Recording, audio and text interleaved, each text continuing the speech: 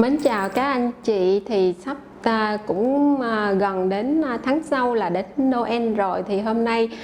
tôi sẽ giới thiệu cho các anh chị biết về cái sản phẩm gạch bông mà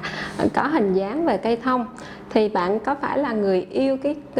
những cây thông đó hay không? Thì thông thường cây thông là nó sẽ có những cái màu trắng, màu vàng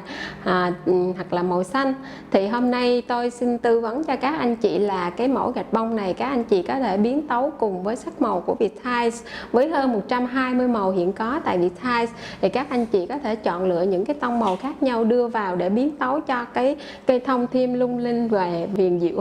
hơn nữa. Ví dụ như các anh chị thích màu hồng, màu đỏ hoặc là màu xanh, màu tím, các anh chị có thể đưa vào để tạo một cái không gian hoặc là một cái ứng dụng cho cái nhà bếp, hoặc là các anh chị có thể tạo một cái điểm nhấn vào bức tường cũng được. Thì với những cái thiết kế như vậy và cái mẫu này thì sẽ phù hợp cho những bạn yêu cái sự hiện đại và sự trẻ trung. Thì cho nên là mỗi sản phẩm của chúng tôi là luôn luôn có những cái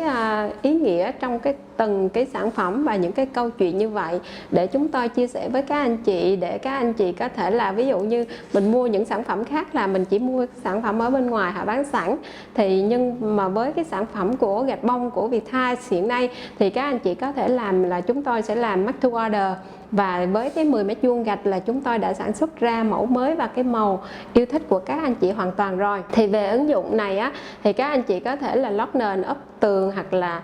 tạo điểm nhấn, và hoặc là các anh chị có thể tạo những cái sáng tạo những cái chung từ cái mẫu gạch cây thông với những cái mẫu gạch trơn khác nhau, cũng tạo ra những cái công trình đẹp mắt và cái sự sáng tạo vui nhộn. Nên là nếu như các anh chị thích mẫu này hoặc là cần tư vấn thêm, các anh chị có thể comment bên dưới để chuyên viên Vietiles sẽ liên hệ với các anh chị để các anh chị có những mẫu như ý nhất. Và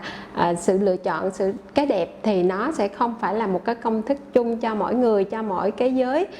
người lớn tuổi, người trung niên hoặc là người trẻ, em bé, và cái đẹp đó phải phù hợp cho từng lứa tuổi, là từng cái style, từng phong cách sống nữa. Nên là với Vietiles chúng tôi luôn sẵn sàng để đón tiếp các anh chị, để tư vấn cho các anh chị những cái mẫu nào mà phù hợp nhất ở trong không gian sống của mình.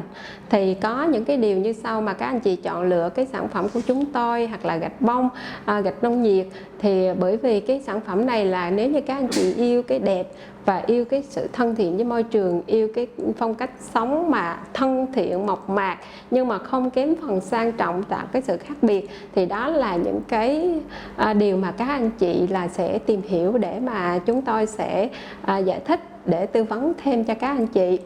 Và mến chúc các anh chị có nhiều sức khỏe, và đặc biệt là trong cái thời gian bình thường hóa như thế này Covid, thì mong tôi xin gửi đến cho những doanh nghiệp, những chủ doanh nghiệp hoặc là những công ty, chúng ta hãy bình thường lại và chúng ta sẽ may mắn thêm để có những cái đơn hàng cho